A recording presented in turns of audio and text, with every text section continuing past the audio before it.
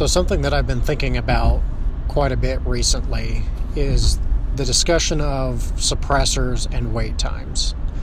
So as you've seen in a number of my videos, I do own 3 suppressors currently, and a big part of why I decided to go ahead and record this is over Black Friday weekend, I found a pretty good deal on a Dead Air Ghost, and then just decided to go ahead and order a Silent Co hybrid at the same time. It's one that I've been considering, especially for the 450 Bushmaster, and I just decided, you know what, while I've got one in the pipe, I might as well go ahead and order another one.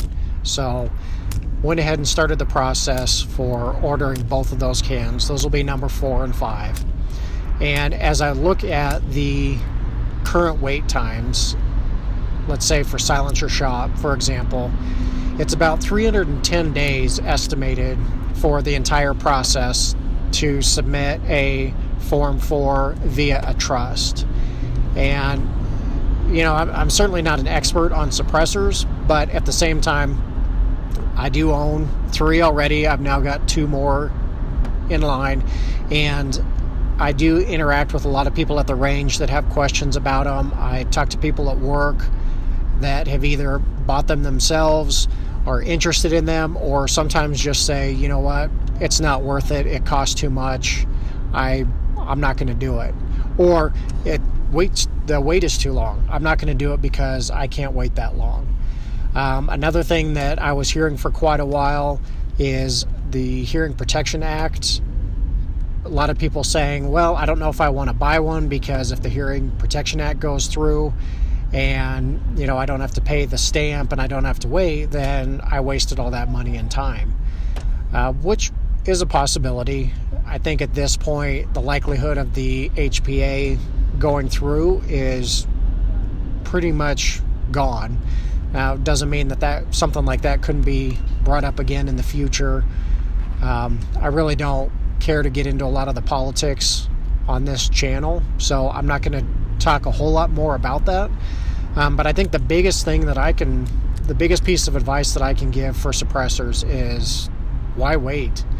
If it's something that you're interested in, if it's something that you have the funding and the ability to purchase, you know, you live in a state and a location that allows it, you are legally permitted to have it, just get it started.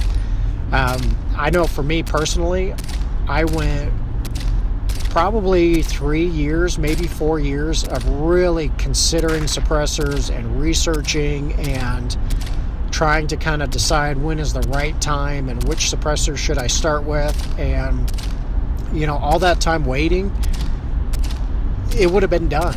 You know, even if the wait is a year, if you never start it, it's always going to be a year. Once you start that process, sure, it sucks to wait. You're not going to enjoy the wait, but at least it's started. If you start the process and the wait is a year, well, 2 months into it, now it's down to 10 months, etc. So you're always getting closer and closer and closer to that purchase. So you're always getting closer and closer to bringing that can home once you start the process. But if you don't start the process because you don't want to wait, you're never going to get closer. You're never going to get there. So one of the biggest things I can say is just, if it's something that you're interested, if you want to do a suppressor, just go ahead and get the ball rolling. Get it started. Because the longer you wait to start it, the longer you're going to wait until you have it in your hand. So Silencer Shop is saying about 310 days right now for a Form 4. I've looked at NFA tracker. It seems like the wait times are trending down a little bit, so I might get lucky and I might get it before 10 months. It, you know, maybe a little bit quicker than that. I think my previous 3, the average wait time was about 4 to 7 months, if I remember right. So I am looking at a longer time than what I had to do in the past, which isn't great, but you know, I look at the Silencer Co Omega that I shoot, and if you guys have been watching my other videos, you've definitely seen a lot of video of that. I shoot it on most of my rifles, I've gotten the adapters and the muzzle brakes or flash hiders to use it on that. I compete with it. I've shot a PRS match and a lot of similar local style matches with that Silencer Co. Omega. I don't have my list in front of me, but I'm somewhere probably around 3,500 rounds through it. And I absolutely love shooting with that Omega on pretty much any of my rifle hosts. So the fact that it took me about 7 months to get that suppressor at this point, now that I've had it for a couple years, is just a memory. I barely even remember how long that took because it's done. So the process over time may get a little longer, it may get a little shorter, but if you start it now, you will be closer to having it than if you were to wait. So one of the biggest things I can say with suppressors or short-barreled rifles, machine guns, any of those that you choose to buy, if you're on the fence about doing it, just go ahead and get that process started.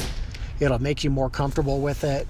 It will get the process started so that you will get that item quicker than if you wait. If you wait a year or 2 years or 3 years waiting for legislation to change and it doesn't, well, now you've waited those 2-3 years, and who knows what the wait times are going to be at that point. Maybe they're a little bit shorter, but is it worth waiting 2 to 3 years for a 1 month waiting period? Not really. You would have already had it even with a year wait time. Another thing that I can pretty much guarantee, if this is your first suppressor or first item, once you start shooting with a suppressor, you're not going to want to shoot without it.